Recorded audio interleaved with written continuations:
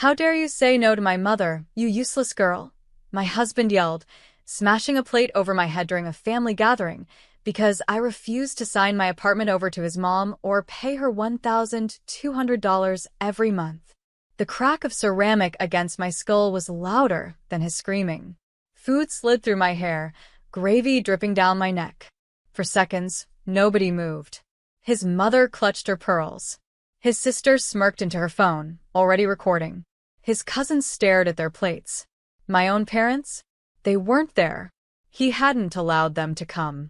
I stood up slowly, my chair scraping the floor. My head rang, but my hands didn't shake. I plucked a shard of plate from my hair, set it on the table, wiped my shoulder with the back of my hand, and looked him straight in the eyes. You have no idea what I'm capable of, I said quietly. The room went still. Someone muted the TV.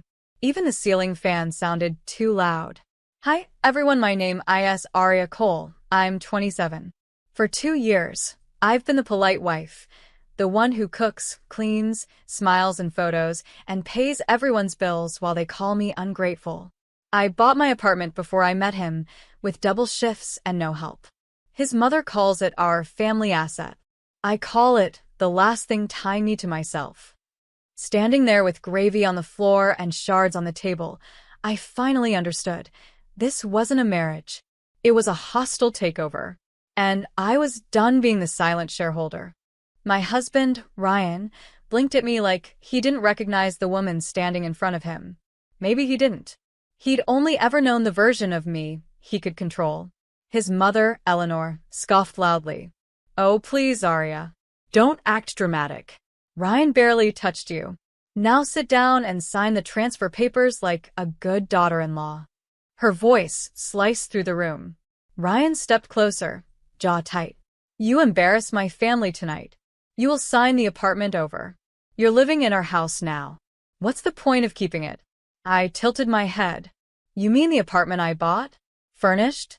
Renovated? Paid taxes on? Before you even existed in my life. His sister laughed from the couch. Girl, stop pretending you're rich.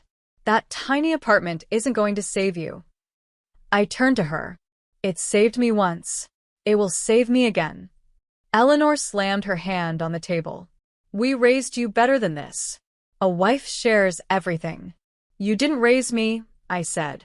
You barely tolerate me. Ryan grabbed my wrist. You think you're brave now? Tomorrow morning you'll apologize. I pulled my wrist free. No. Tomorrow morning, you won't see me. A hush fell. His cousins exchanged confused glances. His aunt whispered, What does she mean? Eleanor rolled her eyes. She means nothing. She's all talk. But Ryan looked at me, really looked, and something flickered in his face. Fear. Because he finally understood the truth. I wasn't threatening them. I was announcing their deadline. I walked past Ryan, past the table, past every stunned face in that suffocating living room. No one dared to stop me, not because they respected me, but because they didn't know what version of me they'd just awakened. In the hallway, I grabbed my purse. Behind me, I heard Eleanor hiss. She's bluffing. She'll be back before breakfast. Ryan's voice followed, tight and angry. Aria, don't you dare walk out that door. We aren't done talking.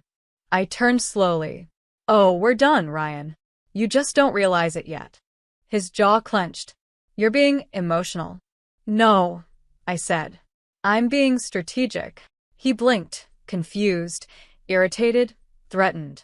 I wiped a streak of gravy from my cheek and tossed it onto the floor.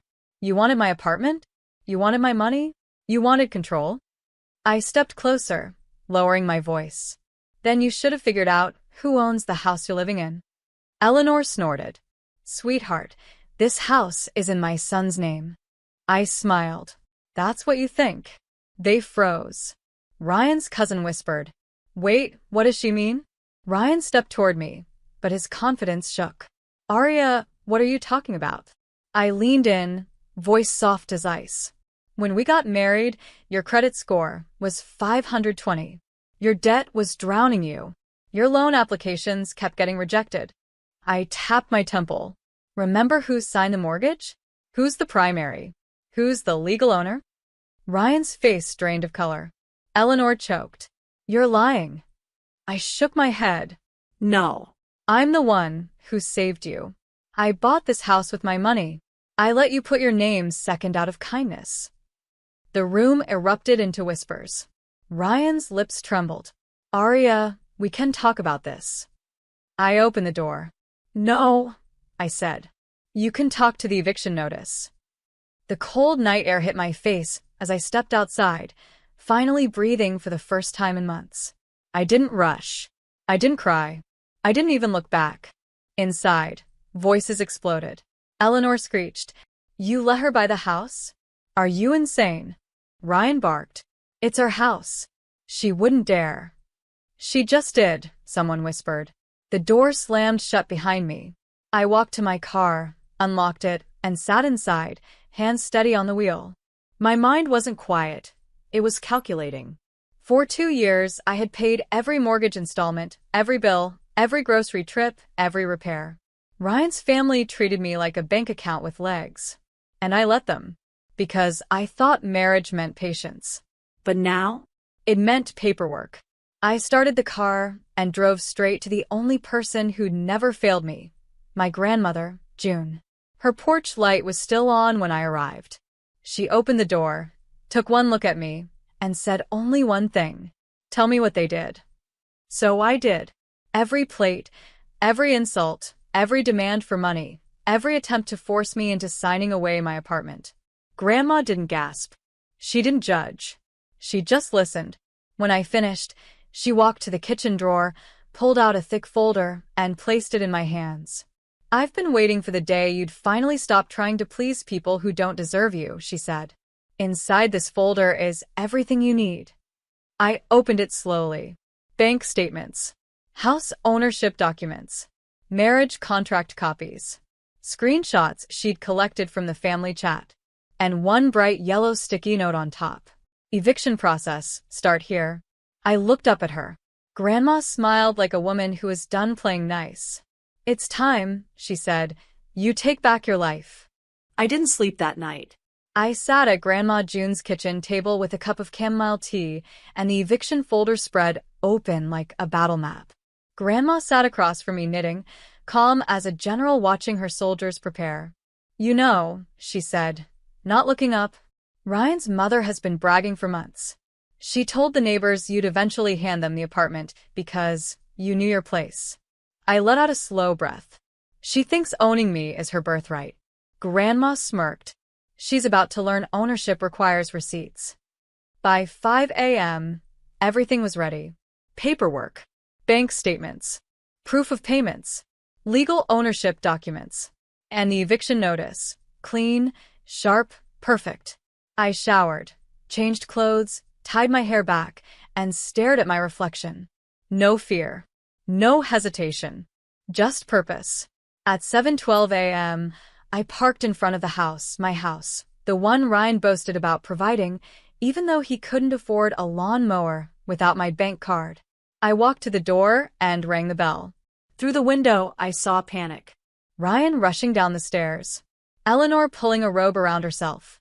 His sister filming again because drama was her oxygen. Ryan opened the door, eyes red, hair a mess. Arya, listen, last night was... I handed him the envelope.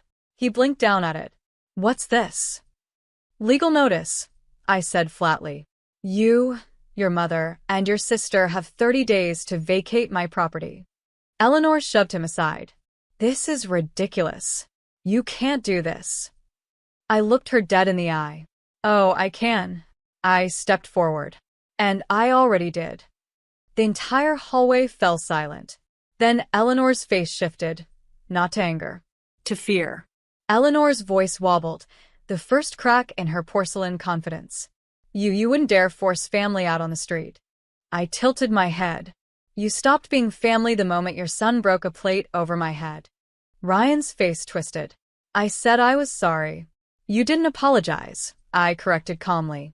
You panicked because Grandma exposed the mortgage truth. That's not remorse. That's self-preservation. His sister, still recording, whispered into her phone. Oh my God, she's actually kicking us out. Eleanor snatched the eviction papers from Ryan and scanned them with trembling fingers. This can't be real, the bank said. I cut her off. The bank said I make every payment. The deed says I own the house. The law says I get to choose who stays. Ryan took a step toward me, voice cracking. Arya, can we please talk? Just you and me? I didn't flinch. You've had 2 years to talk. All you did was take. His eyes darted to the staircase. Just give me time to fix this. You had time, I said softly. But you used it to spend my money, not to change. Eleanor gripped the stair railing. What are we supposed to do now? Live in a hotel? That's between you and your entitlement, I replied. Ryan's sister suddenly snapped. This is illegal. You can't throw us out. My brother is your husband. I smiled, the kind of smile that meant the war was already won. Actually, I said, pulling the second envelope from my bag. He won't be my husband much longer. Ryan froze. What is that? I placed the envelope in his shaking hands. Divorce papers, I said. And a restraining order request. Filed this morning. Asterisk, asterisk. Eleanor gasped so loudly the neighbors probably heard. Ryan staggered backward like the floor tilted beneath him. And then, someone unexpected appeared behind him. Ryan turned slowly as footsteps echoed down the hallway. His father, Thomas, stepped into view, still in his work uniform, eyes tired, face unreadable. He looked at the envelope in Ryan's hand, then at the eviction notice crushed in Eleanor's fist, and finally at me. For a long, loaded moment he said nothing. Then, good, Thomas murmured. The room snapped. Eleanor shrieked. What do you mean good? She's destroying our family. Thomas didn't look at her. He walked toward me, stopping just a foot away. Arya, he said in a calm, quiet voice. I'm sorry. Eleanor's jaw dropped. Ryan's sister stopped recording mid-sentence. Ryan whispered, Dad, what are you doing? Thomas exhaled. I should have stopped my son the first time he raised his voice at you. I should have stopped Eleanor when she treated you like her ATM. I should have stopped all of this before it reached this. Eleanor's face twisted. You're siding with her? Thomas finally turned to her. I'm siding with the only person in this house who actually paid the bills. Ryan stumbled forward. Dad, don't do this. Mom needs support. No, Ryan, Thomas interrupted. Your mother needs consequences. Eleanor staggered back like he slapped her. Thomas faced me again. If you want me gone too, I'll pack my things. I blinked. You're not part of this problem. He nodded slowly. Then I'll help you make sure they leave peacefully. Eleanor screeched. Thomas, you traitor. Thomas looked at her with a final, weary sadness. I'm tired, Eleanor. Tired of watching you ruin every good thing and calling it love. She stood speechless. And then Thomas said the sentence that made everyone's knees buckle. Arya, they never told you the truth about the apartment you own, did they? My breath caught. What truth? I whispered. He swallowed. That apartment was never just an apartment. Thomas rubbed the back of his neck, searching for words he'd buried for years. Ryan and Eleanor froze, sensing something catastrophic coming. The apartment you own, Thomas said slowly, didn't just fall into your hands by chance. It wasn't luck. It wasn't timing. He lifted his eyes to mine. It was a gift. My heart thudded painfully. A gift? From who? He glanced toward the stairs, as if looking through time itself. From my father, Ryan's grandfather. Eleanor exploded. Thomas, don't you dare. But he continued, voice steady. He left it to me in his will. And he told me, give this home to the woman in the family who shows the most integrity. Ryan blinked, confused. Dad, why didn't you give it to Mom? Thomas let out a humorless laugh. Because your mother tried to convince me to sell it the day after the funeral. She saw a price tag, not a home. Silence. When you started dating Arya, he went on, I saw something I hadn't seen in this family in a long time. Kindness without an agenda. Strength without cruelty. Hard work without complaint. Eleanor's face twisted with rage. You gave her the inheritance that should have gone to your son? Thomas looked at her coldly. No. I gave it to the only person who deserved it. My throat tightened. Ryan shook his head, stepping back as if glass shattered beneath him. Dad, please, you're destroying my marriage. You destroyed it yourself, Thomas replied. And you know it. He turned to me again. If you choose to move back there, I will personally ensure you're safe. You shouldn't have to fight this alone. For the first time in years, someone was standing with me. Not above me. Not using me. Just with me. I nodded. Thank you, Thomas. Behind him, Ryan fell to his knees, whispering, Arya, please. Don't do this. Don't leave me. Eleanor reached out too, shaking. We'll change. I swear. We'll treat you better. Just don't throw us out. I stepped toward the doorway, the cool morning air wrapping around me like freedom. You had 2 years to treat me better, I said softly. And you spent every day proving why I should leave. Their faces blurred behind tears. Theirs, not mine. Thomas opened the door for me like a quiet guardian. What will you do now? He asked. I looked at him, steady and certain. Go home, I whispered.